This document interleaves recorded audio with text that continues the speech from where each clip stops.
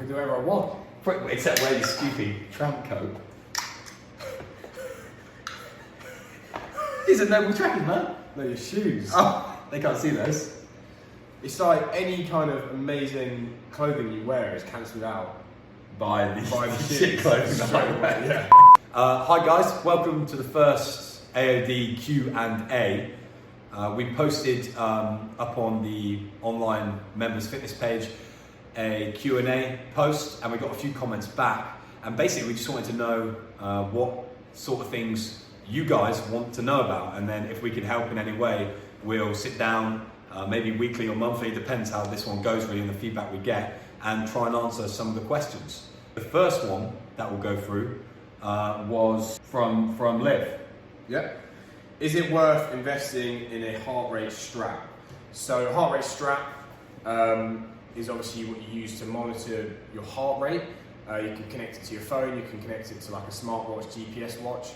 We're going to say yes. It's something that we use quite a lot in our training. It's just data. It's just more data that you can kind of get and look at. One of the things that you can use heart rate monitoring really well for is training in different heart rate zones, and that's going to have a knock-on effect into different stimuluses and kind of things like that, and help you be a little bit smarter about your training. Yeah. So whether you're doing longer pieces in zone 1 to really try and optimally develop your aerobic systems, or you're working in higher heart rate zones to help develop fitness qualities at higher intensities. Yeah. I think people think that heart rate zones are this like standard thing where you get it and you go, oh, 220 minus your age, that's my max heart rate, and then bam, here's my set heart rate zones, like from book 1 or whatever we find on the first thing you find on the internet. But something we do is train off lactate threshold values.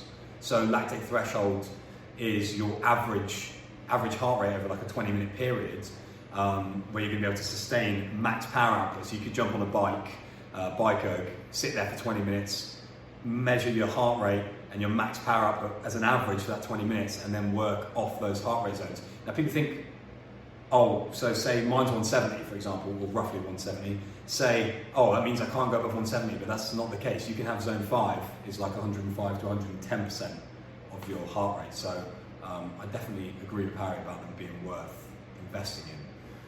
I mean, the longer you work with the heart rate strap as well, and you're monitoring it, the more you learn about your body. So you can see where you can sustain certain paces and things like that, and effort levels. And if anything I've learned from using one and also looking at other people's data is that everyone is vastly different in kind of how their heart rate works, how they respond to certain things. So yeah, that's definitely going to be a really good tool for your training. Yeah, definitely agree with that. So what's the next one? What is the best protein, fat, carbs, macro split day to day when eating to train, recover and perform well? Yeah, that's from Lois. So that's a really interesting question, because you can't really just, there's no magic, there's no golden rule. Oh, you should be having 40% protein, 50% carbohydrates, 10% fats. That was just random, by the way. It's just like, it's going to be different for everybody. It's going to differ on your goals, also the type of training that you're doing. But having said that, considering most of you guys watching this are going to be doing CrossFit and this high intensity training most of the day, I would say that making sure that you're getting enough carbohydrates is going to be important. This is with a goal in mind to perform well. You've got to take everything with a bit of context when it comes to nutritional needs. So I definitely make sure that you're eating carbohydrates before and after intense sessions where your heart rate is high, you're doing classic Metcons, and that kind of thing. But really what I'm going to say is that, and this isn't a cop-out answer I don't think, but I'm going to say two things are going to be almost more important. Before you start tracking your proteins, fats and carbs, two things you should start tracking first is going to be the calories that you're taking in and out in the day, and your heart rate strap can help with that because it's going to give a more accurate representation of how many calories you've burned. So track your calories in, calories out, make sure you're not over or under eating and thus probably putting on or losing weight. And then secondly is your micronutrient quality. And I say that's a little against the grain, but essentially if I told you to go and eat, oh, you have to have 50% of your calories come from carbs, you could do that from eating donuts and rice. Yeah. And the micronutrient quality, so your vitamins and your minerals, isn't going to be amazing. And so really what I think is important is that you need to make sure first that you're eating a diet that consists of quality whole foods.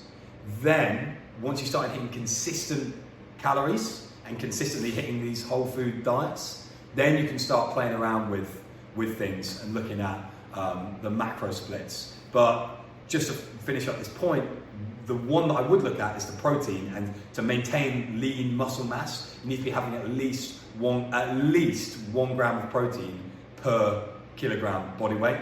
But for most of us, it's going to be in the region of 1.5 to 2.5 grams of protein per kilo body weight.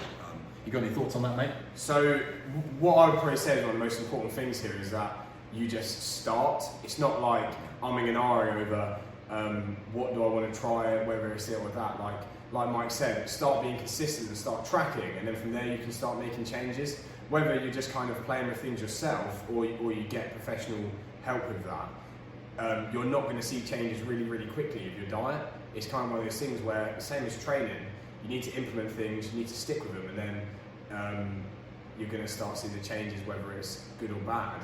How long would you say that someone needs to try and be consistent, like tracking their food before they start implementing changes? So like, yeah, that's a good question. I'd say between 4 and 8 weeks.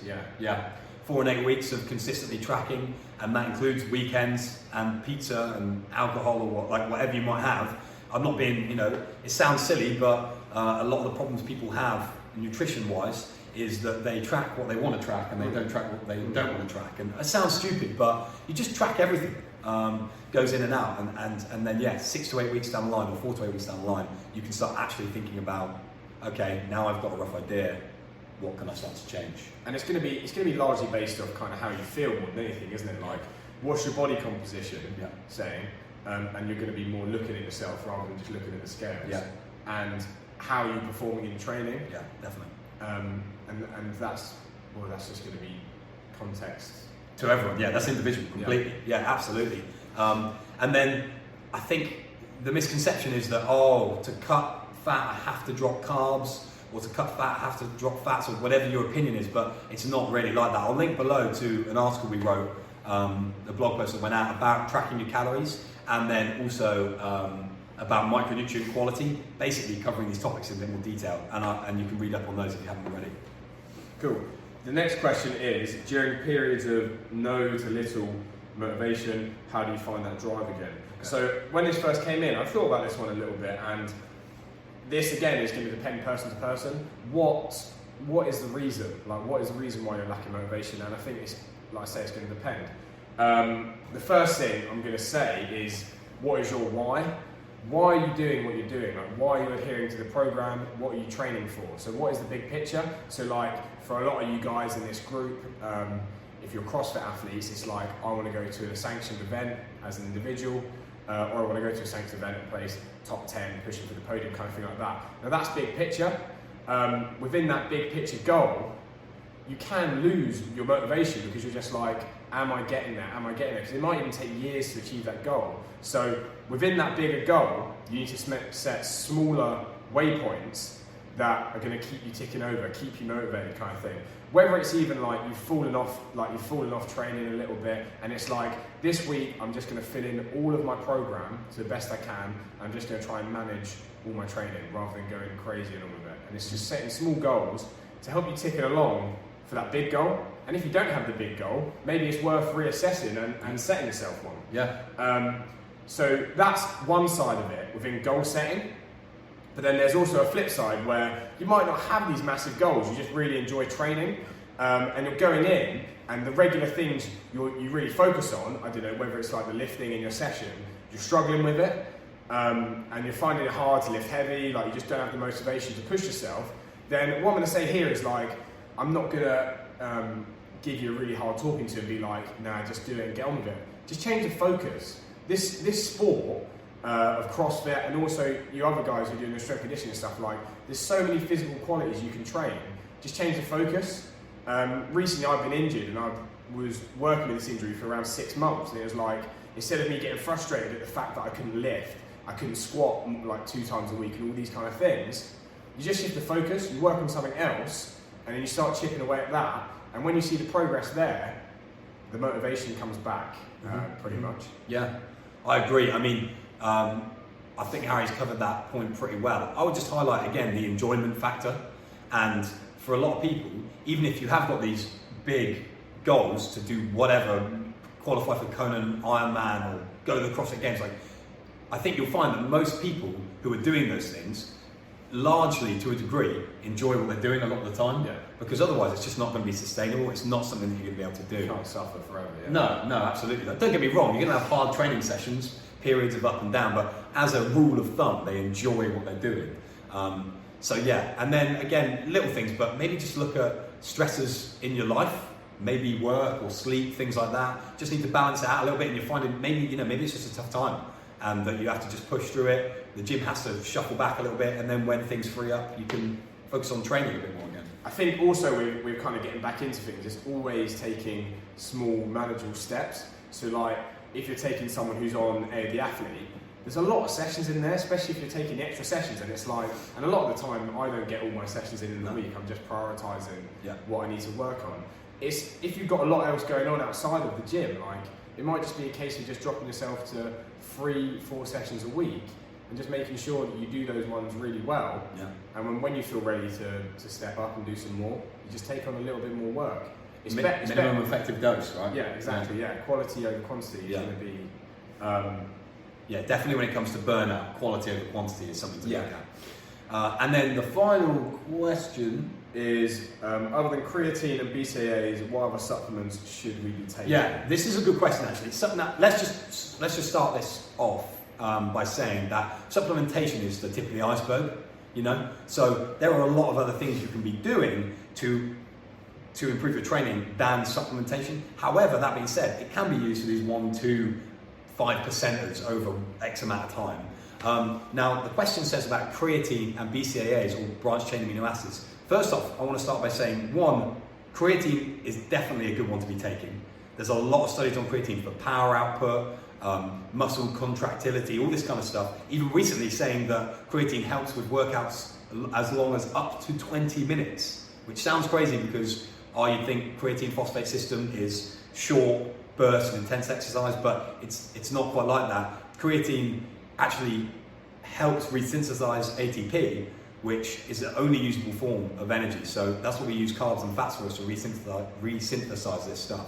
Anyway, so creatine's a must, is what I'm trying to say, even for the ladies. And what I'd say is it says 5 grams a day, but take 2 lots of 2.5 gram doses, just because it tends to be absorbed a bit better. And if you can, some studies have shown to have it with a hot liquid. So creatine, 2.5 grams in your coffee in the morning. It's more soluble, yeah. Easy, it's more soluble, absolutely. The second thing is branched chain amino acids aren't actually a must. So out of the list, I wouldn't necessarily have them that high. And the reason that is because you can get branched chain amino acids from your diet. So if you're eating good, wholesome, nutritional foods, you're going to be getting a lot of the branched chain amino acids that you need. So you don't need them, but if you want to have them, it's not going to harm you. Like, you know what I mean? You're better to have slightly too much. You might weed some of it out, but at least your body's getting what it can. What I would say for supplementation is make sure you're getting all the multivitamins that you can. So, as in, not necessarily from a multivitamin tablet, make sure your diet leads you to get all the vitamins and minerals in good quantities that you can from good kind of high quality sources. And then the one thing I would say, if I had to recommend just 1 or 2, because we could go on forever about supplements, but I would say fish oil tablets, so omega-3, 6, 9. If you're not eating a lot of fish, I'd get those in. If you are eating a lot of fish and things like nuts, then you probably are getting some of that, but I'd supplement them anyway, just because they've been shown to help with inflammation and brain cognition, a lot of stuff. Really, really good studies on those. So yeah, I'd say fish oils would be my top number 1, really. And then make sure you're getting your micronutrients from your food. If not, take some sort of supplement, but it's always going to be more bioavailable, aka it's always going to be more easily digestible in our gut from whole foods, as opposed to a tablet that's got loads in, but you might not use all of it. That being said, I do take multivitamins, take creatine, fish oils, and a few other things. What about like Beta-Alanine? That's a good one. Beta-Alanine. So beta-Alanine is a good one. you can use beta-alanine as like a form of pre-workout.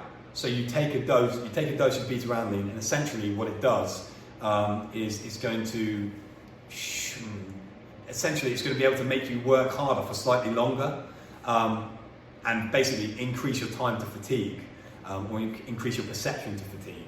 The thing with beta-alanine is that, a bit like caffeine, I wouldn't necessarily have it all the time, because you start to rely on it, and you start to not get up for your sessions unless you've had some beta-alanine. So I would use it when you're having a particularly tough session. Again, I wouldn't say it's a must, but there are some more studies about microdosing beta-alanine, a bit like creatine, for like a 16-week loading period, and then having some big effects for lactic acid buffering. I say big, you know. All these effects are quite small, but in the long scheme of things, they start to add up. So beta-alanine can definitely go on your list. Just make sure not to take too much, or be aware the first time you take it, you can get this feeling called parakinesia, which is like a tingly, itchy feeling in your face. And some people don't like it and don't take it for that reason. Supplements for me, I guess you covered a lot there. Like, I take creatine, beta-alanine, I dose that previously for like leading to competitions. Yeah. One for me is vitamin D3.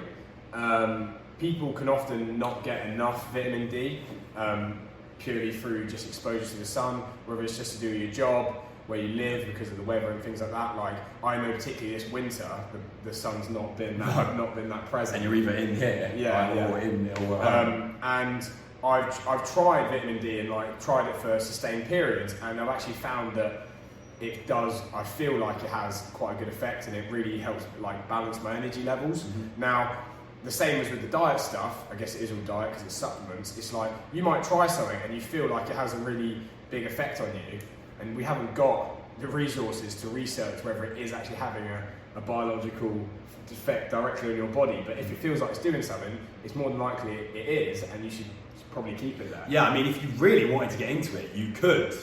Like, you can get these companies online where you take your bloods, and then you can, you know, they give you a load of data back that says, oh look, this is your blood glucose levels, here's your like C-reactive protein, which is all to do with like inflammation, and then you might be deficient in this, and then you can go and take some stuff, 8 weeks, 10 weeks, retest. That would be pretty intense though. I don't think, unless you're like really, unless everything else in your life is pretty much nailed in, sleep, training, diet, and you've been training for like a good 5 years at least, doing all this stuff, I wouldn't say it's necessary. There's other things you can be working on for more bang for your buck.